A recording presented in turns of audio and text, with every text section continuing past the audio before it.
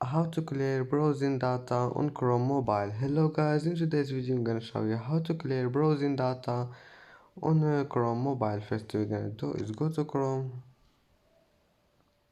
and then click these 3 points here in the top corner.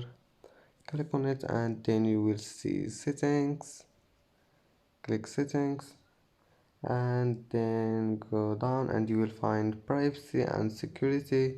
Click on it. And now all you need to do is just find this one, clear browsing data, and if you want to clear it just click on it and select here anything you want and just click clear data.